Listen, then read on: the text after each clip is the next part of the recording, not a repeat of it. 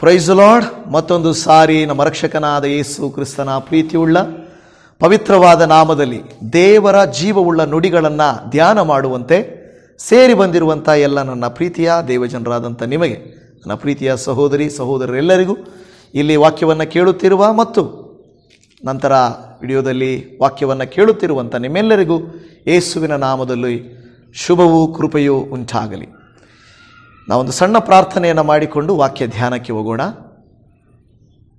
ಸರ್ವ ಭೂನಿವಾಸಿಗಳೊಟ್ಟಿಗೆ ಮಾತನಾಡುವಂಥ ದೇವರೇ, ಜೀವವುಳ್ಳಂಥ ನಮ್ಮೊಟ್ಟಿಗೂ ನಿನ್ನ ಜೀವವುಳ್ಳ ವಾಕ್ಯದಿಂದ ಸಂತೈಸುವಂಥ ದೇವರೇ, ಈ ದಿನವೂ ನಾವು ನಿನ್ನ ವಾಕ್ಯಗಳಿಂದ ಸಮಯವನ್ನು ಕಳೆಯುವಂತೆ ನೀವು ನಮಗೆ ಕೊಟ್ಟಿರುವಂಥ ಈ ಅವಕಾಶಕ್ಕಾಗಿ, ಸಮಯಕ್ಕಾಗಿ ನಿನಗೆ ಸ್ತೋತ್ರ. ವಿಡಿಯೋ ನೋಡುತ್ತಿರುವಂಥ ಪ್ರತಿಯೊಬ್ಬರನ್ನು, ವಾಕ್ಯ ಕೇಳುತ್ತಿರುವ ಪ್ರತಿಯೊಬ್ಬರನ್ನು, ಅವರ ಕುಟುಂಬಗಳನ್ನು ಆಶೀರ್ವದಿಸಿರಿ. ಕರ್ತನೇ, ವಾಕ್ಯವು ಅರ್ಥವಾಗಬೇಕು. ವಾಕ್ಯದ ಮೂಲಕ ನಮಗೆ ಶಕ್ತಿಯು, ಜ್ಞಾನವು, ಕೃಪೆಯೂ ಲಭಿಸಬೇಕು. ನೀನೇ ನಮ್ಮೊಟ್ಟಿಗೆ ಮಾತನಾಡಬೇಕೆಂದು, ಮಾತನಾಡುವವರು ನೀವೇ ಎಂದು ತಿಳಿದು ನಮ್ಮನ್ನೇ ನಿನ್ನ ಕೈಯಲ್ಲಿ ಕೊಡುತ್ತಾ ಯೇಸುವಿನ ನಾಮದಲ್ಲಿ ಪ್ರಾರ್ಥಿಸುತ್ತೇವೆ ತಂದೆಯೇ, ಆಮೆನ್. ನಿಮಗೆಲ್ಲರಿಗೂ ನೆಟ್ಟು ಬೋಲ್ಟು ಗೊತ್ತು ಚೆನ್ನಾಗಿ. ಒಂದು ನೆಟ್ ಇರುತ್ತೆ, ಅದಕ್ಕೆ ಬೋಲ್ಟ್ ಇರುತ್ತೆ. ನೀವು ಆ ಥ್ರೆಡ್ಡಲ್ಲಿ ಕರೆಕ್ಟಾಗಿ ಕೂರಿಸಿದ್ರೆ ಈಸಿಯಾಗಿ ಹೋಗ್ತಾ ಇರ್ತದೆ. ಒಂದು ವೇಳೆ ರಾಂಗ್ ಥ್ರೆಡ್ ಅಂತಾರೆ, ರಾಂಗ್ ಆಗಿ ಏನಾದರೂ ಅದನ್ನು ಹಾಕಿದರೆ ಅದು ಒಳಕ್ಕೆ ಹೋಗಲ್ಲ. ನಾವು ಎಷ್ಟೇ ಪ್ರಯತ್ನ ಮಾಡಿದರೂ ಅದು ಹೋಗಲ್ಲ. ಯಾಕೆಂದರೆ ರಾಂಗ್ ಥ್ರೆಡ್ ಹಾಕಿದ್ರೆ ಕೆಲವು ಸಾರಿ ಕಷ್ಟಪಟ್ಟು ಆಗ್ಬೋದು, ತೆಗೀಲಿಕ್ಕೆ ಆಗಲ್ಲ. ಅನೇಕ ಸಾರಿ ನಮ್ಮ ಜೀವಿತಗಳು ಇದೇ ರೀತಿಯಾಗಿ, ನಾನು ಅಂದುಕೊಳ್ತಾ ಇದ್ದೀನಲ್ವಾ, ನಾನು ಪ್ರಾರ್ಥಿಸ್ತಾ ಇದ್ದೀನಲ್ವಾ, ನಾನು ಅಂದುಕೊಂಡ ಹಾಗೆ ನಡೀತಾ ಇಲ್ವಲ್ಲ, ಏನಾಯಿತು, ನನ್ನ ಆಲೋಚನೆಗಳೇನಾಯಿತು, ನನ್ನ ನಂಬಿಕೆ ಏನಾಯಿತು, ನನಗೆ ಯಾಕೆ ಈ ರೀತಿ ಆಯಿತು ಅಂತ ಅಂದುಕೊಳ್ಳುತ್ತಾ ಇರುತ್ತೇವೆ. ದೇವಜನವೇ, ನಿಮ್ಮ ನೆಟ್ಟು ಕರೆಕ್ಟಾಗಿದೆ, ಅದರಲ್ಲಿರುವಂಥ ಬೋಲ್ಟು ಕರೆಕ್ಟಾಗಿದೆ. ಆದರೆ ನಾವು ಏನು ಮಾಡ್ತಾ ಇಲ್ಲ, ಸರಿಯಾದ ಕ್ರಮದಲ್ಲಿ ಅದನ್ನು ಒಳಕ್ಕೆ ಆಗ್ತಾ ಇಲ್ಲ. ಒಂದು ವೇಳೆ ಇದು ಮೆಕ್ಯಾನಿಕಲ್ ಆದರೂ ಕೂಡ ನಮ್ಮೆಲ್ಲರ ಜೀವಿತದಲ್ಲಿ ನೋಡಿದ್ದೇವೆ, ಒಂದು ನೆಟ್ಟು ಬೋಲ್ಟನ್ನು ನೋಡಿದ್ದೇವೆ. ಅದೇ ರೀತಿಯಲ್ಲಿ ನಮ್ಮ ಮನೆಯ ಬಾಗಿಲುಗಳಿದ್ದಾವೆ, ಅದಕ್ಕೊಂದು ಬೀಗ ಇದೆ. ಆ ಬೀಗ ನೋಡಿ, ಒಂದು ಕಂಪನಿ ಬೀಗ, ಎಲ್ಲ ಬೀಗಗಳು ಒಂದು ವೇಳೆ ಗೋದ್ರೇಜ್ ಆಗಿರ್ಬೋದು, ಬೇರೆ ಯಾವುದೋ ಬೀಗಗಳಿರ್ಬೋದು. ಆದರೆ ಒಂದೊಂದು ಬೀಗಕ್ಕೂ ಒಂದು ಬೀಗದ ಕೈ ಇರುತ್ತೆ. ಆ ಬೀಗದ್ದು ಈ ಬೀಗಕ್ಕೂ, ಈ ಬೀಗದ್ದು ಆ ಬೀಗಕ್ಕೂ ಸಾಧಾರಣವಾಗಿ ಆಗಲ್ಲ. ಯಾಕೆಂದರೆ ಕಂಪನಿ ಒಂದೇ ಆಗಿರಬಹುದು, ಆದರೆ ಆ ಬೀಗ ಬೇರೆ ಆಗಿರುತ್ತದೆ. ಸರಿಯಾದ ಬೀಗದಲ್ಲಿ ಸರಿಯಾದಂಥ ಆ ಬೀಗದಲ್ಲಿ ಕೈಯನ್ನು ಹಾಕುವಾಗ ಅದು ತೆರೆಯಲ್ಪಡುತ್ತದೆ. ಈ ರೀತಿಯಾಗಿ ನೋಡುವಾಗ ನಾವು ಅನೇಕ ಸಾರಿ ಕೆಲವು ಸಮಸ್ಯೆಗಳಿಗೆ, ಕೆಲವು ತೊಂದರೆಗಳಿಗೆ ರಾಂಗ್ ಥ್ರೆಡ್ ಆಗ್ತಾ ಇರ್ತೇವೆ, ಬೇರೆದೇ ಬೀಗವನ್ನು ಹಾಕಿ ತೆಗೀಲಿಕ್ಕೆ ಪ್ರಯತ್ನ ಮಾಡ್ತಾ ಇರ್ತೇವೆ. ಆಗ ಅದು ಸಾಧ್ಯ ಆಗುವುದಿಲ್ಲ.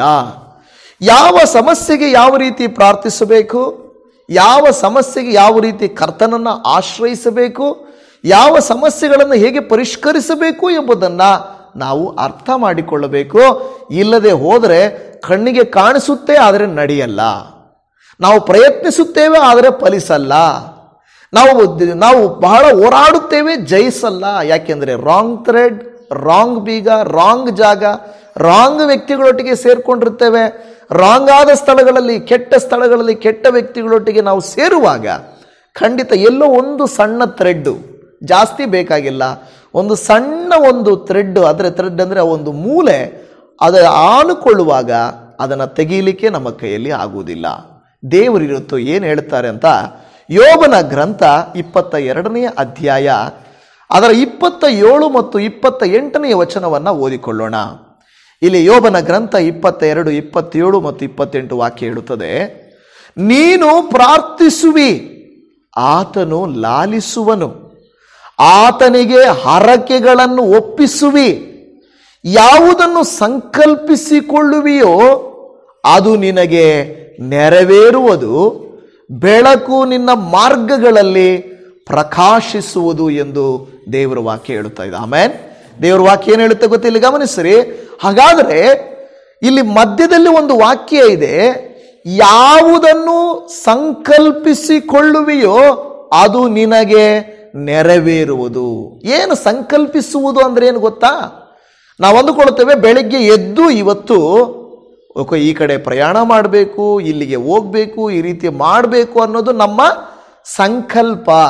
ಮನುಷ್ಯರೆಲ್ಲರಿಗೂ ಎಷ್ಟೋ ಸಂಕಲ್ಪಗಳು ಇರುತ್ತವೆ. ಅಂದರೆ ನಾವು ಪ್ಲ್ಯಾನ್ ಮಾಡಿಕೊಂಡಿರ್ತೀವಿ, ಆಸೆ ಪಟ್ಟಿರುತ್ತೇವೆ. ಆ ಸಂಕಲ್ಪ ನಮ್ಮ ಮಕ್ಕಳ ಕುರಿತಾಗಿ ತಂದೆ ತಾಯಿಗಳು ಎಷ್ಟೊಂದು ಸಂಕಲ್ಪಗಳನ್ನು ಮಾಡಿಕೊಂಡಿರ್ತಾರೆ ಅಲ್ವಾ? ಮಕ್ಕಳು ಚೆನ್ನಾಗಿರಬೇಕು, ಬೆಳೆದು ಬರಬೇಕು, ಪಾಸ್ ಆಗಬೇಕು, ಒಳ್ಳೆ ರಿಸಲ್ಟ್ ಪಡಿಬೇಕು, ಒಳ್ಳೆ ಶಾಲೆಗೆ ಹೋಗಬೇಕು, ಒಳ್ಳೆ ಜಾಬ್ ಮಾಡಬೇಕು, ಒಳ್ಳೆ ಸಂಬಂಧ ಸಿಗಬೇಕು, ಒಳ್ಳೆಯ ಜೀವನ ಜೀವಿಸಬೇಕು. ನಾವೇ ನಮ್ಮ ಮಕ್ಕಳ ಕುರಿತಾಗಿ ಇಷ್ಟೊಂದು ಸಂಕಲ್ಪಗಳನ್ನು ಮಾಡಿಕೊಂಡಿರುವಾಗ ದೇವರು ಇನ್ನೆಷ್ಟು ಸಂಕಲ್ಪಗಳನ್ನು ನಮ್ಮ ಕುರಿತಾಗಿ ಮಾಡಿಕೊಂಡಿರ್ತಾರೆ. ಆದರೆ ಕೆಲವು ಸಾರಿ ಏನಾಗುತ್ತಂದ್ರೆ ನಾವು ಅಂದುಕೊಳ್ಳುವುದು ಒಂದು, ನಡೆಯುವುದೇ ಇನ್ನೊಂದು. ನಾವು ಪ್ರಯತ್ನ ಮಾಡ್ತೀವಿ, ನಾವು ಅಂದುಕೊಂಡಿರ್ತೀವಿ ಇದು ನಡೆಯುತ್ತೆ ಅಂತ, ಆದರೆ ರಾಂಗ್ ಥ್ರೆಡ್ ಒಳಗಡೆ ಹೋಗೋದೇ ಇಲ್ಲ. ಅದು ಎಷ್ಟೋ ಪ್ರಯತ್ನ ಮಾಡ್ತೀವಿ, ಹೋಗಲ್ಲ. ಆದರೆ ಸರಿಯಾದ ಕ್ರಮ ಅನ್ನೋದು ಒಂದು ಇರುತ್ತದೆ. ದೇವರ ವಾಕ್ಯ ಇಲ್ಲಿ ಹೇಳುತ್ತದೆ, ನಿಮ್ಮ ಸಂಕಲ್ಪಗಳು ನೆರವೇರುವುದು ನಿಜ, ಆದರೆ ನೆರವೇರಬೇಕಾದ್ರೆ ಇಲ್ಲಿ ಯೋಬನ ಗ್ರಂಥದಲ್ಲಿ ಏನು ಹೇಳ್ತಾ ಇದೆ ಗೊತ್ತಾ? ಮೊದಲನೇದಾಗಿ ನೀನು ಪ್ರಾರ್ಥಿಸುವಿ. ಆಮೇನ್. ಏನಂತ ಹೇಳ್ತಾ ಇದೆ? ನೀನು ಪ್ರಾರ್ಥಿಸುವಿ. ಮೊದಲನೇದಾಗಿ ನಾವೇನು ಮಾಡಬೇಕು? ಪ್ರಾರ್ಥಿಸಬೇಕು. ಅದು ಬಹಳ ಮುಖ್ಯ. ಆದರೆ ಸಮಸ್ಯೆಗಳು ಬಂದಾಗ ನಮ್ಮ ಜೀವಿತದ ಹೋರಾಟಗಳಲ್ಲಿ ನಾವು ಏನು ಮಾಡ್ತೇವೆ ಗೊತ್ತಾ? ಮನುಷ್ಯರ ಹತ್ರ ಹೇಳ್ಕೊಳ್ತೀವಿ, ಅದೇ ಪ್ರಾರ್ಥನೆ. ಪ್ರಾರ್ಥನೆ ಅಂದ್ರೆ ಏನು? ಪ್ರಾರ್ಥನೆ ಅಂದರೆ ಒಬ್ಬರ ಮುಂದೆ ಹೇಳಿಕೊಳ್ಳೋದು. ಈಗ ದೇವರೊಟ್ಟಿಗೆ ನಾವು ಹೇಳ್ಕೊಳ್ಳೋದನ್ನೇ ಪ್ರಾರ್ಥನೆ ಅಂತ ಹೇಳ್ತೀವಿ. ಬಾಯಿ ಮಾತನ್ನ ಒಪ್ಪಿಸುವುದೇ ಪ್ರಾರ್ಥನೆ. ಹಾಗಾದ್ರೆ ಮನುಷ್ಯರಾದ ನಾವೇನು ಮಾಡಿಬಿಡ್ತೇವೆ? ದೇವರ ಬಳಿಯಲ್ಲಿ ಹೇಳುವುದಕ್ಕಿಂತ ಮೊದಲು, ಇಲ್ಲವೇ ಅನೇಕರು ದೇವರ ಬಳಿಗೆ ಬರುವುದಿಲ್ಲ, ಬದಲಾಗಿ ಮನುಷ್ಯರ ಹತ್ರನೇ ಹೇಳ್ಕೊಂಡಿರ್ತಾರೆ. ದೇವಜನವೇ, ನಿಮ್ಮ ಸಂಕಲ್ಪ ನೆರವೇರಬೇಕಾದರೆ, ನಿಮ್ಮ ಆಶೆ ನೆರವೇರಬೇಕಾದರೆ, ನಿಮ್ಮ ಉದ್ದೇಶ ನೆರವೇರಬೇಕಾದರೆ, ನಿಮ್ಮ ಆ ಒಂದು ಬೀಗ ಓಪನ್ ಆಗಬೇಕಾದ್ರೆ, ಆ ನೆಟ್ಟು ಸರಿಯಾಗಿ ಕೂತ್ಕೊಳ್ಬೇಕಾದ್ರೆ, ಆ ಕಾರ್ಯವು ನಡೆಯಬೇಕಾದರೆ ನಮ್ಮ ಜೀವಿತದಲ್ಲಿ ನಾವು ಮಾಡಬೇಕಾಗಿರುವುದು ಪ್ರಾರ್ಥನೆ, ಪ್ರಾರ್ಥನಾ ಜೀವಿತ. ಅದಕ್ಕೆ ಸೈತಾನ್ ಏನು ಮಾಡ್ತಾನೆ ಗೊತ್ತಾ? ಪ್ರಾರ್ಥನೆ ಮಾಡುವುದಕ್ಕೇ ಬಿಡೋದಿಲ್ಲ. ಒಂದೆರಡು ದಿವಸ ನಾವು ಪ್ರಾರ್ಥನೆ ಮಾಡ್ತೀವಿ, ಚೆನ್ನಾಗಿ ಸಂತೋಷ ಅನಿಸ್ತದೆ, ಪ್ರಾರ್ಥನೆ ಮಾಡಿದಾಗ ಉಲ್ಲಾಸ ಅನಿಸ್ತದೆ, ನಮಗೆ ಒಳ್ಳೆಯದಾಗುತ್ತೆ ಎಂಬ ಭರವಸೆ ಬರುತ್ತದೆ. ಆದರೆ 3ನೇ ದಿನ, 4ನೇ ದಿನ, ಕೆಲವು ದಿನಗಳು, ಕೆಲವು ತಿಂಗಳು, ಕೆಲವು ವರ್ಷ ಆದಮೇಲೆ ನಮಗನಿಸುತ್ತೆ, ಏನೋ ನಾನು ಅಂದುಕೊಂಡ ಹಾಗೆ ನಡೀತಾ ಇಲ್ಲ, ಏನೋ ಗೊತ್ತಿಲ್ಲ, ಏನಾಗ್ತಾ ಇದೆಯೋ ಗೊತ್ತಿಲ್ಲ, ಯಾಕೆ ಹಿಂಗಾಗ್ತಾ ಇದೆಯೋ ಗೊತ್ತಿಲ್ಲ. ಆಗ ನಾವು ಬೇಕು ಬೇಡವಾಗಿ, ಇಷ್ಟಪಡದ ಹಾಗೆ ಏನೋ ನಿರುತ್ಸಾಹ, ನಾವು ಆ ನೆಟ್ಟು ಬೋಲ್ಟು ಬೀಗವನ್ನು ರಾಂಗ್ ಆಗಿ ಹಾಕಲಿಕ್ಕೆ ಪ್ರಯತ್ನ ಮಾಡ್ತೇವೆ. ಅದಕ್ಕೆ ಯೇಸು ಸ್ವಾಮಿ ಲೂಕ 18:1 ಹೇಳಿದ್ದು, ಬೇಸರಗೊಳ್ಳದೆ ಪ್ರಾರ್ಥನೆ ಮಾಡ್ರಿ. ಅಂದ್ರೆ ನಾವು ಪ್ರಾರ್ಥನಾ ವೀರರಾಗಿರಬೇಕು, ಪ್ರಾರ್ಥನಾ ಜೀವಿತ ನಮ್ಮದಾಗಿರಬೇಕು. ಆಗಿದ್ದರೆ ಆತನು ಏನು ಮಾಡ್ತಾನೆ? ಲಾಲಿಸುವನು ಎಂದು ಹೇಳಿದ್ದಾನೆ. ಈ ವಿಷಯದಲ್ಲಿ ನಾವು ತುಂಬಾ ಕೇಳಿದ್ದೇವೆ. 2ನೇ ಅಂಶಕ್ಕೆ ಹೋಗೋಣ. ಅಲ್ಲಿ ಹೇಳ್ತಾ ಇದೆ, ಆತನಿಗೆ ಹರಕೆಗಳನ್ನು ಒಪ್ಪಿಸುವಿ. ಈಗ ನಾವು ಪ್ರಾರ್ಥನೆ ಮಾಡ್ತೀವಿ, ದೇವರೇ ಕೊಡು, ದೇವರೇ ಬಿಡುಗಡೆ ಮಾಡು, ದೇವರೇ ಮಾರ್ಪಡಿಸು, ದೇವರೇ ನನಗೆ ಜಯ ಕೊಡು, ದೇವರೇ ನನಗೆ ಸಫಲತೆ ಕೊಡು, ದೇವರನ್ನ ಎಲ್ಲ ಪ್ರಾರ್ಥನೆ ಮಾಡ್ತೇವೆ. ಆದರೆ 2ನೇ ಕಾರ್ಯ ನಾನು ಹೇಳುತ್ತೇನೆ, ನೀವು ಯಾಕೆ ಪ್ರಾರ್ಥಿಸ್ತಾ ಇದ್ದೀರಾ? ನಿಮಗೆ ಆ ಪ್ರಾರ್ಥನೆಯನ್ನ ದೇವರು ಉತ್ತರಿಸಿದ್ರೆ ನೀವೇನು ಮಾಡ್ತೀರಾ? ಕಂಪನಿಯವರು, ಒಂದು ಬ್ಯಾಂಕ್ ಅವರು, ನಾವು ಹೋಗಿ ಲೋನ್ ಕೇಳ್ತೀವಿ, ನಮಗೆ ಲೋನ್ ಬೇಕು. ಅವ್ರು ಕೇಳ್ತಾರೆ, ಯಾಕೆ ಬೇಕು ಅಂದರೆ ನಮ್ಮಿಷ್ಟ ರೀ, ನಾವೇನೋ ಹಂಗಲ್ಲ. ನೀವು ಮನೆ ಕಟ್ಟುವುದಕ್ಕಾಗಿ ತೆಗೆದುಕೊಳ್ತಾ ಇದ್ದೀರಾ, ವಾಹನ ತೆಗೆದುಕೊಳ್ತಾ ಇದ್ದೀರಾ, ಇಲ್ಲ ಅಂದರೆ ಒಂದು ವೇಳೆ ಮಕ್ಕಳ ಎಜುಕೇಷನ್ಗೆ ತೆಗೆದುಕೊಳ್ತಾ ಇದ್ದೀರಾ, ಇಲ್ಲ ನಿಮ್ಮ ವೈಯಕ್ತಿಕವಾದಂಥ ಪರ್ಸನಲ್ ಲೋನ ಏನು ಅಂತ ನಮಗೆ ಒಂದು ಕಾರಣ ಬೇಕು. ಈ ದಿನ ದೇವರು ಹೇಳ್ತಾ ಇದ್ದಾರೆ, ನೀನು ಪ್ರಾರ್ಥಿಸ್ತಾ ಇದೀಯಾ? ಯಾಕೆ ಪ್ರಾರ್ಥಿಸ್ತಾ ಇದೀಯಾ? ಆ ಪ್ರಾರ್ಥನೆಯಿಂದ ದೇವರ ಹತ್ರ ನಿಮಗೆ ಏನು ಬೇಕು ಮತ್ತೆ ಯಾಕೆ ಬೇಕು? ನಾನು ಉದಾಹರಣೆ ಇದನ್ನು ಅರ್ಥಪಡಿಸ್ತೇನೆ. ಹನ್ನಳು ದೇವರ ಸಮ್ಮುಖಕ್ಕೆ ಬಂದಳು, ಬಂದುಬಿಟ್ಟು ದೇವರ ಹತ್ರ ಹರಕೆ ಮಾಡ್ತಾಳೆ. ಏನು ಹರಕೆ ಅಂದರೆ ಏನು ಗೊತ್ತಾ? ಈಗ ಉದಾಹರಣೆಗೆ ನಮ್ಮ ಭಾಷೆಯಲ್ಲಿ, ನಮ್ಮ ಭಾಗಗಳಲ್ಲಿ ನಾನು ಹರಕೆ ಕಟ್ಕೊಂಡಿದ್ದೀನಿ. ಏನಂತ? ಇದು ನಡೆದ್ರೆ ನಾನು ದೇವರಿಗೆ ಇಷ್ಟು ಕೊಡ್ತೀನಿ. ಅದು ನಮ್ಮ ಭಾಷೆಯಲ್ಲಿ ಸಾಧಾರಣವಾಗಿ ನಾನು 501 ರೂಪಾಯಿ ಹರಕೆ ಕಟ್ಕೊಂಡಿದ್ದೀನಿ, 1000 ಕಟ್ಕೊಂಡಿದ್ದೀನಿ, 10,000 ಕಟ್ಕೊಂಡಿದ್ದೀನಿ. ಅವರವರ ಶಕ್ತಿಗೆ ಅನುಸಾರವಾಗಿ ನನಗೆ ದೇವರು ಈ ಕೆಲಸ ಮಾಡಿಕೊಟ್ರೆ ನಾನು ಇದನ್ನು ಸಲ್ಲಿಸ್ತೇನೆ ಅಂತ ಹಣ. ಈಗ ನಾವು ಹಣದ ವಿಷಯ ಬೇಡ. ಹೌದು, ಕೆಲವರು ಹಣ ಹೇಳ್ತಾರೆ, ಕೆಲವರು ವಸ್ತುಗಳು ಹೇಳ್ತಾರೆ, ಕೆಲವರು ಏನೇನೋ ಹೇಳ್ತಾರೆ. ಹನ್ನಳು ದೇವರ ಮುಂದೆ ಹೋಗಿ ಹರಕೆ ಮಾಡ್ತಾಳೆ. ದೇವರೇ, ನಾನು ಪ್ರಾರ್ಥಿಸ್ತಾ ಇದ್ದೀನಪ್ಪ, ನಾನು ಬೇಡ್ತಾ ಇದ್ದೀನಪ್ಪ, ನನ್ನ ಹರಕೆ ಸಲ್ಲಿಸ್ತಾ ಇದ್ದೀನಿ. ಏನಪ್ಪ ಅಂದರೆ ಹರಕೆ ಒತ್ತು ಕೊಡ್ತಾ ಇದ್ದೀನಿ. ಏನಂದರೆ, ನೀನೊಂದು ಮಗುವನ್ನು ನನಗೆ ಕೊಟ್ಟರೆ ನಾನು ಆ ಮಗುವನ್ನು ಏನು ಮಾಡ್ತೀನಿ? ನಿನಗೆ ಎಂದು ಮತ್ತೆ ಸಮರ್ಪಿಸ್ತೇನೆ. ಹಾಲೆಲೂಯ. ಏನು ದೇವ್ರ ವಾಕ್ಯ ಹೇಳ್ತದೆ? ಹರಕೆ ಮಾಡ್ತಾ ಇದ್ದೀನಿ ಅಂದರೆ ಒಂದು ಒಪ್ಪಂದ ಮಾಡ್ಕೊಳ್ತಾ ಇದ್ದೀನಿ, ಒಂದು ಮಾತು ಕೊಡ್ತಾ ಇದ್ದೀನಿ. ಏನಾ ಮಾತಂದರೆ, ನೀನು ಮಗುವನ್ನು ಕೊಟ್ಟರೆ ನಾನು ಮತ್ತೆ ಆ ಮಗುವನ್ನು ನಿನಗೋಸ್ಕರವಾಗಿ ಉಪಯೋಗಿಸ್ತೇನೆ. ಈಗ ಅರ್ಥ ಆಯ್ತಾ? ಹರಕೆ ಅಂದರೆ ಏನಂದ್ರೆ ನಾವು ಮಾಡುವ ಹರಕೆ ಏನಂದ್ರೆ, ನೀನು ಪ್ರಾರ್ಥಿಸ್ತಾ ಇದೆಯಾ ಸರಿ, ರೀಸನ್ ಏನು? ಯಾಕೆ? ದೇವರು ಕೇಳ್ತಾನೆ, ಮಗಳೇ, ಮಗನೇ, ನಾನು ನಿನಗೊಂದು ಜಾಬ್ ಕೊಡ್ತೀನಿ, ಏನು ಮಾಡ್ತೀಯಾ?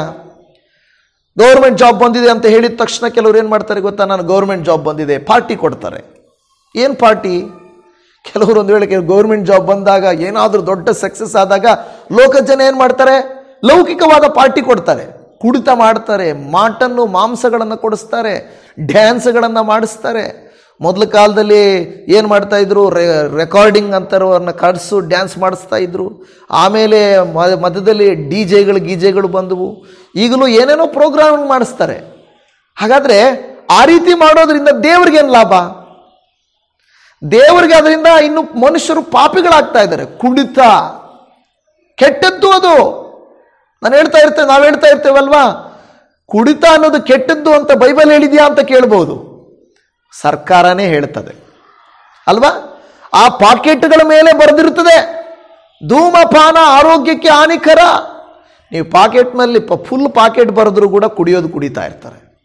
ಎಚ್ಚರಿಕೆಯನ್ನ ಸರ್ಕಾರವೂ ಕೊಡುತ್ತದೆ, ಎಚ್ಚರಿಕೆಯನ್ನ ವೈದ್ಯರು ಕೊಡುತ್ತಾರೆ, ಎಚ್ಚರಿಕೆಯನ್ನು ತಂದೆ ತಾಯಿಗಳು ಕೊಡುತ್ತಾರೆ, ಎಚ್ಚರಿಕೆಯು ಬೈಬಲು ಕೂಡ ಕೊಡುತ್ತದೆ. ಆದರೆ ಮಾಡೋದು ಮಾಡ್ತಾ ಇದ್ರೆ ದೇವ್ರಿಗೆ ಇಷ್ಟ ಆಗುತ್ತಾ? ಧೂಮಪಾನ ಮಾಡಬಾರ್ದು ಅಂತ ಸರ್ಕಾರ ಹೇಳಿದ್ರು, ಅದರ ಮೇಲಿದ್ರು. ಮದ್ಯಪಾನ ಮಾಡಬಾರ್ದು ಅಂತ ಹೇಳಿದ್ರು ಕೂಡ, ನಶೆ ಪದಾರ್ಥಗಳು ತಿನ್ನಬಾರದು ಅಂತ ಹೇಳಿದ್ರು ಕೂಡ, ಎಲ್ಲ ಗುಟ್ಕಾ ಪಾನ್ ಪರಾಗು ಹನ್ಸುಗಳು ತಿನ್ನಬಾರದು ಅಂತ ಹೇಳಿದ್ರು ಕೂಡ, ಸರ್ಕಾರ ಹೇಳುತ್ತದೆ ಬೆಟ್ಟಿಂಗ್ಗಳು ಕಟ್ಟಬಾರದು ಅಂತ ಹೇಳಿದ್ರು ಕೂಡ, ಮತ್ತೆ ಅದನ್ನೇ ಮಾಡ್ತಾ ಇದ್ರೆ ದೇವ್ರಿಗೆ ಇಷ್ಟ ಆಗುತ್ತಾ? ದೇವ್ರು ಹೇಳ್ತಾನೆ, ನಾನೊಂದು ನಿನಗೆ ಆಶೀರ್ವಾದ ಕೊಡ್ತೀನಿ ಅಂದ್ರೆ ಆ ಆಶೀರ್ವಾದವನ್ನು ನೀನು ಏನಕ್ಕೆ ಉಪಯೋಗಿಸ್ತೀಯ ನೀನು ಅದನ್ನ? ದೇವರು ಕೇಳ್ತಾ ಇದ್ದಾನೆ, ಹರಕೆ ಮಾಡಬೇಕು. ಏನು ಹರಕೆ ಮಾಡಬೇಕು? ದೇವರೇ, ನಾವು ಒಳ್ಳೆ ತೀರ್ಮಾನಗಳನ್ನು ಹರಕೆ ಮಾಡಬೇಕಂದ್ರೆ ತೀರ್ಮಾನಗಳನ್ನು ತೆಗೆದುಕೊಳ್ಳಬೇಕು. ಹನ್ನಳು ಹೇಳಿದ್ರು, ಒಂದು ನನಗೆ ಗರ್ಭಫಲ ಕೊಟ್ಟರೆ ನಾನು ನಿನಗೆ ತಿರುಗಿಸಿ ಕೊಡ್ತೇನೆ. ದೇವಜನವೇ, ನನ್ನ ಜೀವಿತದಲ್ಲಿ ದೇವರು ಏನೋ ಒಂದು ಆಶೀರ್ವಾದವನ್ನು ಕೊಡಬೇಕಾದ್ರೆ ನಾವು ಕರೆಕ್ಟಾಗಿ ಕೇಳಬೇಕು.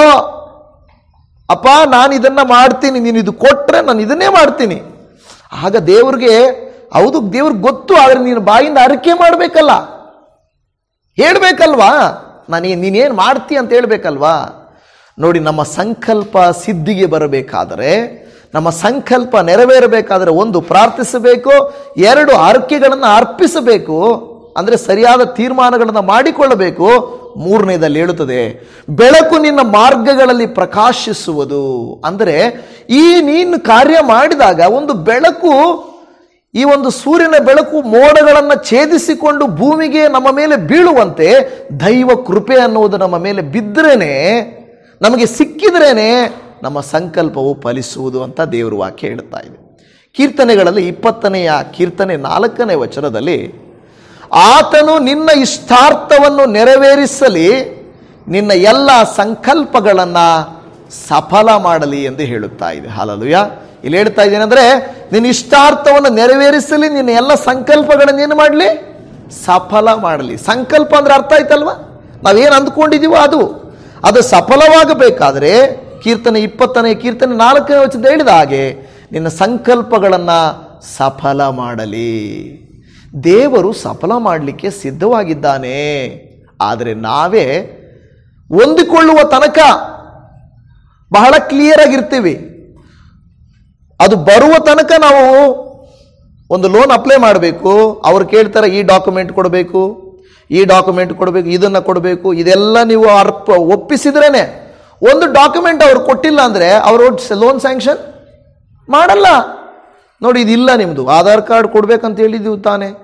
ಪರವಾಗಿಲ್ಲ ಸರ್, ಎಲ್ಲ ಕೊಟ್ಟಿದ್ದೀನಿ ತಾನೆ, ಆಧಾರ್ ಕಾರ್ಡ್ ಬೇಡ ತಗೊಳ್ಳಿ. ಹಂಗಾಗಲ್ಲ, ಐ ಡಿ ಪ್ರೂಫ್ ಬೇಕು, ಐ ಡಿ ಪ್ರೂಫ್ ಬೇಕು.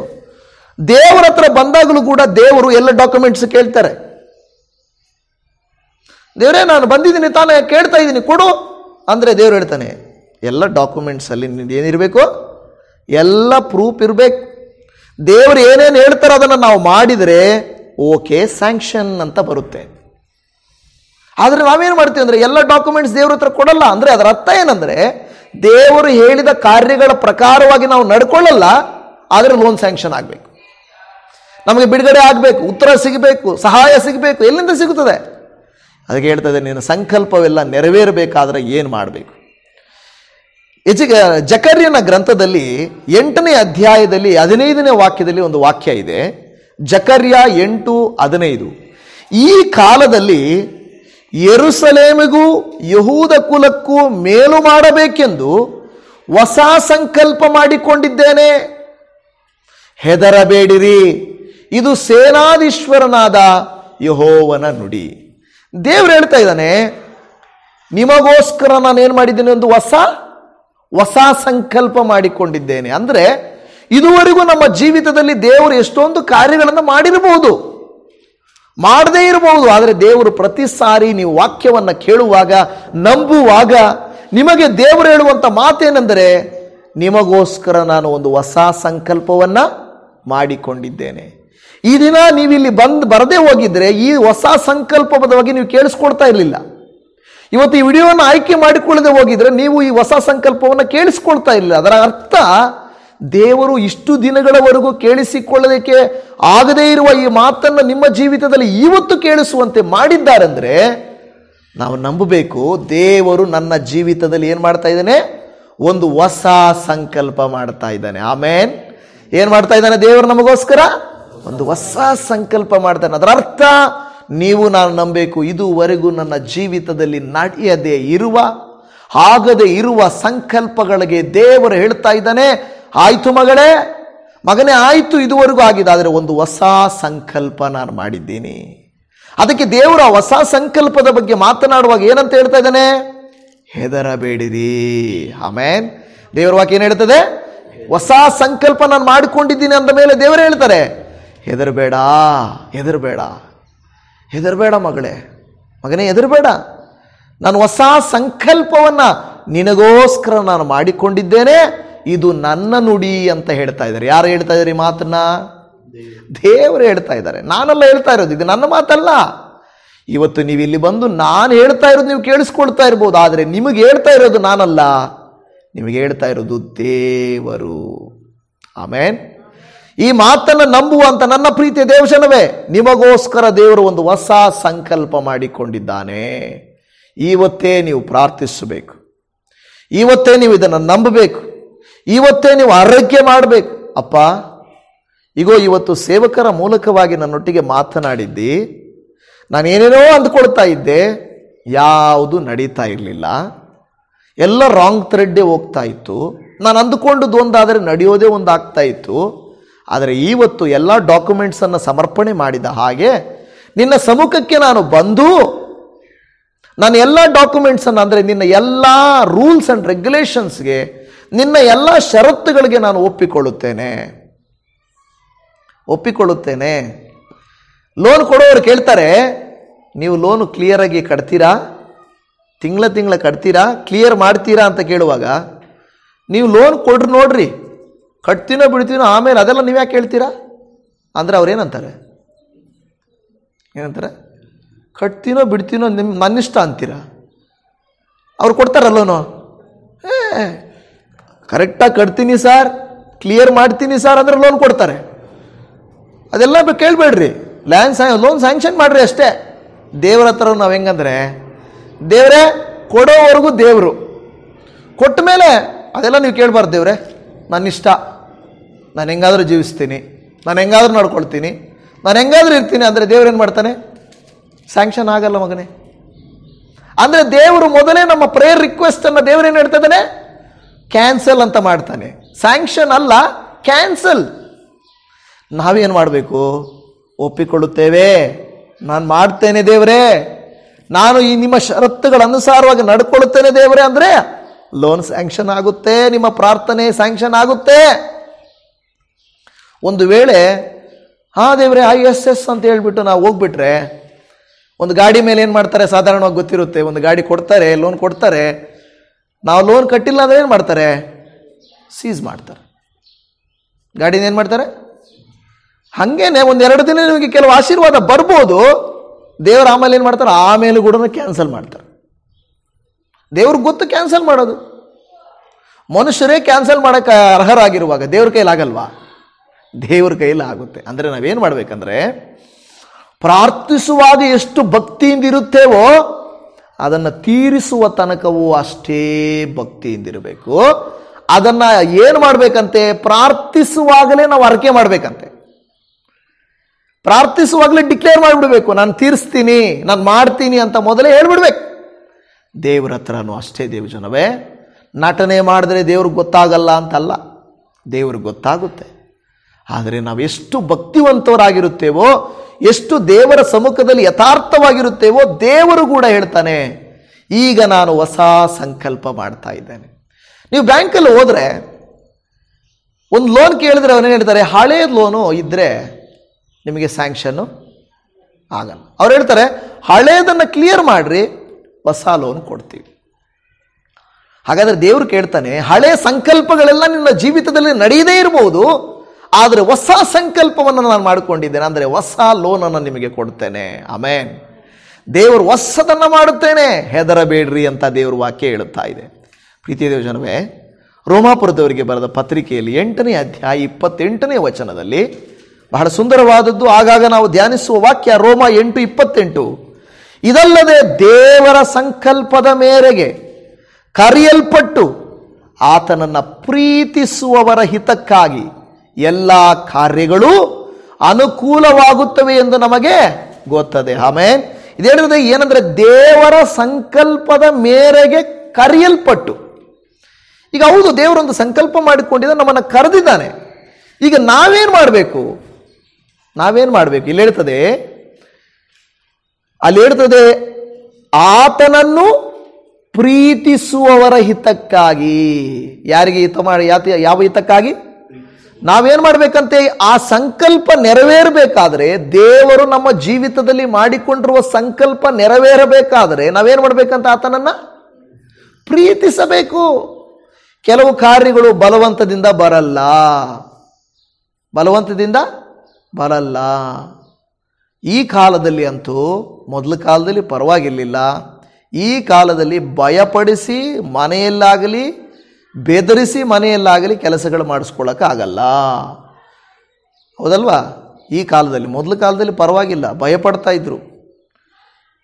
ಈ ಕಾಲಗಳಲ್ಲಿ ಏನು ಮಾಡ್ತಾರೆ? ಏನಾದರೂ ಬೆದರಿಸಿದ್ರೆ, ಇರು ನಮ್ಮಮ್ಮನಿಗೆ ಫೋನ್ ಮಾಡ್ತೀನಿ ಅಂತ ಫೋನ್ ಎತ್ಕೊಳ್ತಾರೆ. ನಮ್ಮಪ್ಪನಿಗೆ ಫೋನ್ ಮಾಡ್ತೀನಿ ಇರು. ಫಾರಿನ್ ಕಂಟ್ರೀಸಲ್ಲಿ ಏನಾದರೂ ಬೈದರೆ ಪೊಲೀಸರಿಗೆ ಫೋನ್ ಮಾಡ್ತಾರೆ. ಏನು ಸಾರಲ್ಲಿ ಉಪ್ಪಿಲ್ಲ ಅಂದರೆ ಫೋನ್ ಮಾಡಬೇಕೇನೋ ಪೊಲೀಸರಿಗೆ. ಫಾರಿನಲ್ಲಿ ಹಿಂಗೆ ಅಂತೆ, ಬೆದರಿಸೋಂಗಿಲ್ಲ. ನಾನೇ ನಿನಗೇನು ಸೇವಕ ಅಂದ್ಕೊಂಡ್ಬಿಟ್ಟಿದ್ದೀನೋ, ಸೇವಕಳು ಅಂದ್ಕೊಂಡ್ಬಿಟ್ಟಿದ್ದೀನೋ, ನೀನೆಷ್ಟೋ ನಾನು ಅಷ್ಟೇ. ಧಮಕಿ ಗಿಮ್ಕಿ ಹಾಕೋದಿಲ್ಲ ಇಲ್ಲಿ, ಬೇಡ. ಹೆಂಗಿರ್ಬೇಕಂದ್ರೆ ಪೊಲೀಸ್ ಅಂದರೆ ಸಾಕಲ್ಲಿ. ನಮ್ಮ ಥರ ಪೊಲೀಸು ಬರ್ತೀನಿ ಅಂತೇಳಿ ಇವತ್ತು ಫೋನ್ ಮಾಡಿದ್ರೆ ನಾಳೆ ಬರಲ್ಲ. ಅವರು ಫೋನ್ ಮಾಡಿದ ತಕ್ಷಣ 5 ನಿಮಿಷದಲ್ಲಿ ಬಂದ್ಬಿಡ್ತಾರೆ. ಅಂದರೆ ಈಗ ದೇವರ ಹತ್ರ ನಾವೇನು ಮಾಡ್ತಾ ಇದ್ದೀವಿ ಅಂದರೆ ಧಮಕಿ ಹಾಕೋತಾರ. ದೇವರೇ, ನಾನು ನಂಬಿದ್ದೀನಿ ತಾನೆ, ನಾನು ಕ್ರಿಶ್ಚಿಯನ್ ತಾನೆ, ಬ್ಯಾಪ್ಟಿಸಮ್ ಮಾಡ್ಕೊಂಡಿಲ್ಲೇನು, ಚರ್ಚ್ಗೆ ಹೋಗ್ತಾ ಇಲ್ಲ, ನಾನು ಬೈಬಲ್ ಓದ್ತಾ ಇಲ್ಲ, ಯಾಕೆ ಮಾಡಲ್ಲ ಅಂತ ಕೇಳಿದ್ರೆ ದೇವ್ರ ಆ ಥರ ಧಮಕಿ ಹಾಕೋದೆಲ್ಲ ನನ್ನ ಹತ್ರ ಬೇಡ. ದೇವ್ರನ್ನ ನಾವೇನು ಮಾಡಬೇಕು? ಪ್ರೀತಿ ಮಾಡಬೇಕು. ದೇವ್ರನ್ನೇನು ಮಾಡಬೇಕು? ಹೌದು ದೇವ ಜನವೇ, ಪ್ರೀತಿ ಮಾಡಬೇಕು. ದೇವ್ರ ವಾಕ್ಯ ಹೇಳೋದು ಅದನ್ನೆಂದರೆ, ನಾನು ನಿನ್ನ ಕುರಿತಾಗಿ ಸಂಕಲ್ಪ ಮಾಡ್ಕೊಂಡಿದ್ದೀನಪ್ಪ, ನಾನು ಸಂಕಲ್ಪ ಮಾಡ್ಕೊಂಡಿದ್ದೀನಿ. ದೇವರು ಒಂದು ಗಿಫ್ಟನ್ನು ನಮಗೆ ರೆಡಿ ಮಾಡಿ ಅದನ್ನು ಇಟ್ಟಿದ್ದಾನೆ. ನಾವು ಅದನ್ನು ಕೇಳಬೇಕು. ಅದನ್ನೇನು ಮಾಡ್ತಾನೆ? ಗಿಫ್ಟನ್ನು ನಾವು ಪ್ರೀತಿಯಿಂದ ಕೇಳಬೇಕು. ದೇವರೇನು ಮಾಡ್ತಾನೆ? ಅದನ್ನು ನಮಗೆ ಕೊಡ್ತಾನೆ. ಅದಕ್ಕೆ ಇಲ್ಲಿ ಹೇಳ್ತದೆ ರೋಮ 8:28, ಆತನನ್ನು ಪ್ರೀತಿಸುವವರ ಹಿತಕ್ಕಾಗಿ. ದೇವರು ನಮಗೆ ಕೊಡುವಂಥದ್ದು ಪ್ರೀತಿ ಮಾಡಿ ತನ್ನನ್ನು ತಾನು ಪ್ರೀತಿಸುವ ನಿಮಿತ್ತವಾಗಿ ನಮಗೋಸ್ಕರ ಒಳ್ಳೆಯದನ್ನು ಮಾಡುತ್ತಾನೆ. ಆಮೆನ್. ಇವತ್ತು ದೇವಜನ, ನೀವು ನೆನಪಿಟ್ಟುಕೊಳ್ಳ್ರಿ, ಈ ವಾಕ್ಯವನ್ನು ಕೇಳುತ್ತಿರುವಂಥ ನೀವು, ನಿಮಗೋಸ್ಕರ ದೇವರು ಒಂದು ಹೊಸ ಸಂಕಲ್ಪವನ್ನು ಮಾಡಿಕೊಂಡಿದ್ದಾನೆ. ಹೆದರಬೇಡ್ರಿ ಅಂತ ಹೇಳ್ತಾ ಇದ್ದಾರೆ. ಇದು ನನಗೆ ಅಂತ ನೀವು ನಂಬ್ರಿ ಮತ್ತು ನೀವು ದೇವರನ್ನ ಪ್ರೀತಿಸಿರಿ, ದೇವರನ್ನ ಪ್ರಾರ್ಥಿಸಿರಿ, ದೇವರ ಷರತ್ತುಗಳಿಗೆ ಎಸ್ ಲಾರ್ಡ್, ಓಕೆ ಲಾರ್ಡ್ ಅಂತ ಹೇಳ್ರಿ. ದೇವರೇನು ಮಾಡ್ತಾನೆ ಗೊತ್ತಾ? ನಿಮ್ಮ ವಾಕ್ಯದಲ್ಲಿ ಹೇಳಿದ ಹಾಗೆ ನಿನ್ನ ಎಲ್ಲ ಸಂಕಲ್ಪಗಳನ್ನು ಏನು ಮಾಡ್ತಾನೆ? ಆತನು ನೆರವೇರಿಸುತ್ತಾನೆ. ಇಲ್ಲವೇ ನಿನ್ನ ಸಂಕಲ್ಪಗಳನ್ನು ಸಿದ್ಧಿಗೆ ತರುತ್ತಾನೆ, ನಿನ್ನ ಸಂಕಲ್ಪಗಳನ್ನು ಸಫಲ ಮಾಡುತ್ತಾನೆ. ದೇವರು ಮಾಡಲ್ಲ ಅಂತ ಯಾವತ್ತೂ ಹೇಳಲ್ಲ. ದೇವರು ಮಾಡ್ತೀನಿ, ಅದಕ್ಕೊಂದು ನಿಯಮ ಇದೆಯಲ್ವಾ? ಒಂದು ನಿಯಮ ಇದೆ. ತಾರುಮಾರಾಗಿ ನಟ್ಟು ಬೋಲ್ಟ್ ಹಾಕದಂಗೆ, ಬೀಗ ಹಾಕದಂಗೆ, ತಾರುಮಾರಾಗಿ ನಾವು ಬೆದರಿಸಿದಂಗೆ, ತಾರುಮಾರಾಗಿ ನಾವು ಮಾಡಿದರೆ ಆಗಲ್ಲ ಕಾರ್ಯಗಳು. ಎಲ್ಲವನ್ನೂ ಸೂಕ್ಷ್ಮವಾಗಿ, ಪ್ರೀತಿಯಿಂದ, ಸಮಾಧಾನದಿಂದ, ದೈವಿಕವಾಗಿ, ದೇವರ ಚಿತ್ತಾನುಸಾರವಾಗಿ ನಾವು ಕೇಳಿದರೆ ದೇವರು ಇಲ್ಲ ಅನ್ನುವುದಿಲ್ಲ. ದೇವರು ಅದನ್ನು ನಮಗೆ ಕೊಟ್ಟೇ ಕೊಡುತ್ತಾನೆಂದು ದೇವರ ವಾಕ್ಯ ಹೇಳುತ್ತಾ ಇದೆ. ಆಮೇಲೆ ಒಂದು ವಾಕ್ಯವನ್ನು ಓದಿಕೊಳ್ಳೋಣ. ಎಫೆಸದವರಿಗೆ ಬರೆದ ಪತ್ರಿಕೆಯಲ್ಲಿ 1ನೇ ಅಧ್ಯಾಯ 5ನೇ ವಾಕ್ಯದಲ್ಲಿ ಕೂಡ ದೇವರ ವಾಕ್ಯ ಹೇಳುತ್ತಾ ಇದೆ,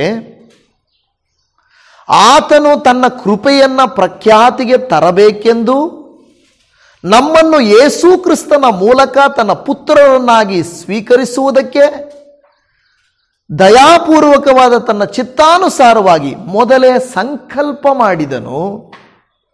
ಈ ಕೃಪಾದಾನವು ಆತನ ಪ್ರಿಯನಲ್ಲಿಯೇ ನಮಗೆ ದೊರೆಯಿತು ಎಂದು ಹೇಳುತ್ತಾ ಇದೆ. ದೇವರು ವಾಕ್ಯ ಹೇಳುತ್ತಾ ಇದೆ, ತನ್ನ ಕೃಪೆಯನ್ನು ಪ್ರಖ್ಯಾತಿಗೆ ತರಬೇಕೆಂದು, ಒಂದು ಕೆಲಸ ಮಾಡಬೇಕೆಂದು, ಮುಗಿಸಬೇಕೆಂದು ನಮ್ಮನ್ನು ಯೇಸು ಕ್ರಿಸ್ತನ ಮೂಲಕವಾಗಿ ತನ್ನ ಪುತ್ರರನ್ನಾಗಿ ಸ್ವೀಕರಿಸಿದ್ದಾರೆ. ದಯಾಪೂರ್ವಕವಾಗಿ ತನ್ನ ಚಿತ್ತಾನುಸಾರವಾಗಿ ಇದನ್ನೇನು ಮಾಡಿದ್ದಾನೆ? ಮೊದಲೇ ಸಂಕಲ್ಪ ಮಾಡಿದ್ದಾನೆ. ಮೊದಲೇ ಸಂಕಲ್ಪ ಮಾಡಿದ್ದಾನಂತೆ. ಇವ್ರನ್ನ ನಾನು ಆರಿಸಿಕೊಳ್ಬೇಕು, ಇವ್ರು ನಾನು ಇಲ್ಲಿಂದ ತೆಗೀಬೇಕು. ಏನಕ್ಕೆ? ಅಯ್ಯೋ, ಕೆಲವರು ಹೇಳ್ತಾರೆ, ಪಾಸ್ಟ್ರೇ, ನಾವು ದೇವರು ನಂಬೋದಕ್ಕಿಂತ ಮುಂಚೆ ಹೆಂಗಿದ್ವಿ ಗೊತ್ತಾ ಪಾಸ್ಟ್ರೇ? ಎಷ್ಟು ಆಶೀರ್ವಾದ ಹೊಂದಿದ್ದೀವಿ, ಎಷ್ಟು ಚೆನ್ನಾಗಿದ್ದೀವಿ ಗೊತ್ತಾ? ನನಗೆ ಮೊದಲೊಬ್ಬರು ಹೇಳ್ತಾ ಇದ್ರು, ನಮ್ಮ ಹತ್ರ 2 ಲಾರಿ ಇದ್ದವು, 4 ಟ್ರ್ಯಾಕ್ಟರ್ಗಳಿದ್ದವು, ಬೈಕ್ ಇತ್ತು, ಕಾರ್ ಇತ್ತು. ಏನಾಯ್ತೋ ಗೊತ್ತಿಲ್ಲ, ಇವತ್ತೆಲ್ಲ ಕಳ್ಕೊಂಡೆವು. ಏನಾಯಿತು? ಯಾಕಾಯಿತು?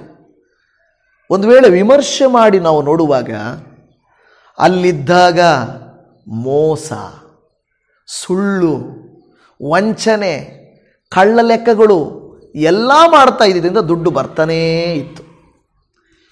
ಯಾವಾಗ ಯೇಸು ಸ್ವಾಮಿಯನ್ನು ನಂಬಿದ್ರೋ ಕಳ್ಳ ಲೆಕ್ಕ ನೋ, ಸುಳ್ಳು ಬೇಡ, ಮೋಸ ಬೇಡ. ದುಡ್ಡು ಎಲ್ಲಿಂದ ಬರುತ್ತೆ? ಎಲ್ಲಿಂದ ಬರುತ್ತೆ ದುಡ್ಡು? ಆಗ ಯೇಸುವನ್ನು ನಂಬುವುದಕ್ಕಿಂತ ಮುಂಚೆ ಅವ್ರೇನು ಮಾಡ್ತಾ ಇದ್ರು? ಬಿಸ್ನೆಸ್ ಮಾಡ್ತಾ ಇದ್ರು ಅಂತ ತಿಳ್ಕೊಳ್ಳಿ. ಅವ್ರು ಮಾಡ್ತಾ ಇದ್ದು ಒಂದು ವೇಳೆ ಏನೋ ಲೋಡುಗಳು ಕಳಿಸ್ತಾ ಇದ್ರು, ಮರಳು ಕಳಿಸ್ಬೇಕಾಗಿತ್ತು. ಆ ಬಿಲ್ ಏನು ಮಾಡ್ತಾರೆ? ಸುಳ್ಳು ಏನೋ ಮಾಡ್ತಾರಲ್ವ, ಅಲ್ಲಿ ತೂಕ ಹಾಕೋದೊಂದು, ಇಲ್ಲಿಗೆ ಬರುವಾಗ ಒಂದು ತೂಕ, ಅಲ್ಲಿ ಜಾಸ್ತಿ ತೂಕ ತೋರಿಸ್ತದೆ, ಇಲ್ಲಿ ಬಂದಾಗ ಇರಲ್ಲ. ಡ್ರೈವರ್ ಹತ್ತಿ ಕೂತ್ಕೊಳ್ತಾರೆ, 1-2 ಟೈರ್ ಹಾಕ್ತಾರೆ, ಏನೇನೋ ಮಾಡ್ತಾರೆ. ಅಲ್ಲಿಂದ ಬರುವಾಗ ನೋಡಿದ್ರೆ ದುಡ್ಡು ಹೆಂಗೆ ಬರುತ್ತೆ? ಮೋಸವಾಗಿ ಬರ್ತಾ ಇತ್ತು. ಆದರೆ ಈಗ ದೇವರು ಏಸಪ್ಪ ಕೇಳ್ತಾರೆ, ಯಾಕೆ ಮೋಸ ಮಾಡ್ತಾ ಇದೆಯಾ? ಯಾಕೆ ಸುಳ್ಳು ಹೇಳ್ತಾ ಇದೆಯಾ? ಯಾಕೆ ವಂಚನೆ ಮಾಡ್ತಾ ಇದೆಯಾ? ದಿನೇ ದಿನೇ ಏನಾಗುತ್ತೆ? ಅವಾಗ ಎಲ್ಲ ಕಡಿಮೆ ಆಗ್ತದೆ. ಈಗ ಲೌಕಿಕವಾಗಿ ನಾವು ಎಲ್ಲವನ್ನ ಕಳ್ಕೊಂಡಿರಬಹುದು, ಆದರೆ ದೈವಿಕವಾಗಿ ನಾವು ಪರಿಶುದ್ಧರಾಗಿದ್ದೇವೆ. ಆಮೇನ್. ದೈವಿಕವಾಗಿ ನಾವು ತನ್ನ ಮಕ್ಕಳಾಗಿದ್ದೇವೆ. ಇಲ್ಲಿ ಕರಗಿದ್ರೇನೆ ಈ ಮೋಸ, ವಂಚನೆ, ಸುಳ್ಳು ಎಲ್ಲ ಕರಗಿ ಈ ಆಸ್ತಿ ಪಾಸ್ತಿ ಹೋದ್ರೇನೆ ನಾವು ಪರಲೋಕಕ್ಕೆ ಎಂಟ್ರಿ ಆಗೋದು. ಇಲ್ಲ ಅಂದರೆ ನಾನು ಮೋಸ ಮಾಡಿ ದುಡ್ಡೂ ಮಾಡ್ತೀನಿ, ದೇವ್ರ ಹತ್ರನೂ ಇರ್ತೀನಿ ಅಂದರೆ ಆಗಲ್ಲ. ದೇವರು ಹೇಳ್ತಾನೆ, ಒಬ್ಬ ಮನುಷ್ಯನು ಲೋಕವನ್ನಾದರೂ ಪ್ರೀತಿಸಬೇಕು, ದೇವರನ್ನಾದರೂ ಪ್ರೀತಿಸಬೇಕು. ಎರಡೂ ಪ್ರೀತಿಸ್ತೀನಿ ಅಂದರೆ ಆಗಲ್ಲ. ಅದಕ್ಕೆ ಅನೇಕ ಜನರು ಒಳ್ಳೆತನವನ್ನು ಪ್ರೀತಿಸಿ ಹಂಗೇ ಇರ್ತಾರೆ. ಅಂದರೆ ಅವ್ರಿಗೆ ದೇವರು ಪೋಷಣೆ ಮಾಡ್ತಾ ಇರ್ತಾರೆ, ಹೋಗ್ತಾ ಇರ್ತಾರೆ. ದಿಢೀರ್ನೆ ಬೆಳೆಯೋರನ್ನ ನೋಡಿ ಹೆಂಗೆ ಬೆಳೀತಾರೆ ಅವರು? ಏನೋ ಇದೆ ಕಾರಣ. ದಿಢೀರ್ನೆ ಬೆಳೆಯೋರು ಏನೋ ಒಂದು ಕಾರಣ ಇದೆ. ಹೇಗೆ ಬಂತು ಆಶೀರ್ವಾದ? ಇವತ್ತು ದೇವಜನವೇ, ದೇವರು ನಿಮಗೆ ಹೇಳ್ತಾ ಇದ್ದಾನೆ, ನಮಗೆ ಹೇಳ್ತಾ ಇದ್ದಾನೆ, ದೇವರೊಂದು ಸಂಕಲ್ಪ ಮಾಡಿಕೊಂಡಿದ್ದಾನಂತೆ. ಏನು? ನಮ್ಮನ್ನು ಕ್ರಿಸ್ತನ ಮೂಲಕ ತನ್ನ ಪುತ್ರರನ್ನಾಗಿ ಪುತ್ರಿಗಳನ್ನಾಗಿ ಸ್ವೀಕಾರ ಮಾಡುವುದಕ್ಕೆ ಸಂಕಲ್ಪ ಮಾಡಿಕೊಂಡಿದ್ದಾನೆ. ದೇವರ ಮಕ್ಕಳಾಗೋದು ಸುಲಭ ಅಲ್ಲ.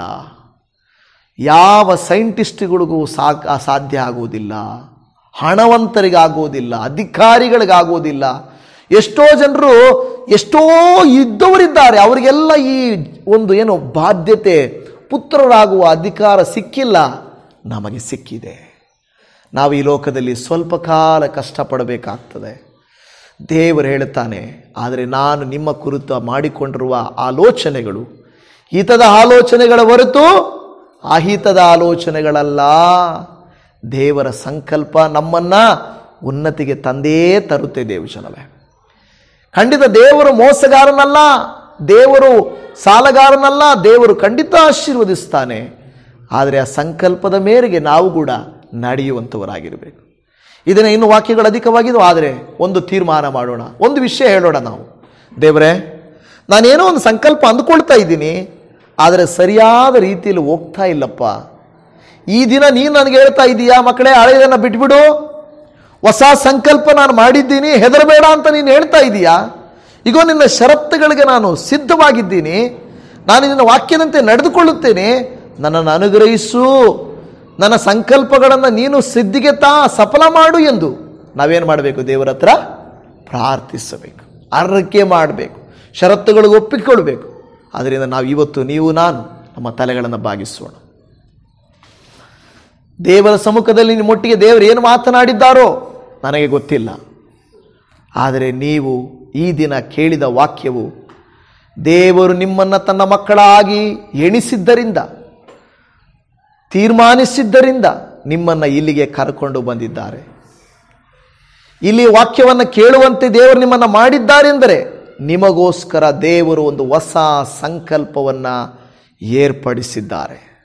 ಅದನ್ನು ನೆರವೇರಿಸುತ್ತೇನೆ, ಹೆದರಬೇಡ ಎಂದು ದೇವರು ಮಾತು ಕೊಡುತ್ತಿದ್ದಾರೆ. ನೀವು ನಂಬಿದರೆ ದೇವರಿಗೆ ಹೇಳಿರಿ, ಅಪ್ಪ, ನಿನ್ನ ಷರತ್ತುಗಳಂತೆ ನಿನ್ನ ಸಂಕಲ್ಪದಂತೆ ನಾನು ನಡೆದುಕೊಳ್ಳುತ್ತೇನಯ್ಯ. ಈ ಹೊಸ ಸಂಕಲ್ಪವನ್ನು ನನ್ನ ಜೀವಿತದಲ್ಲಿ ನೆರವೇರಿಸು.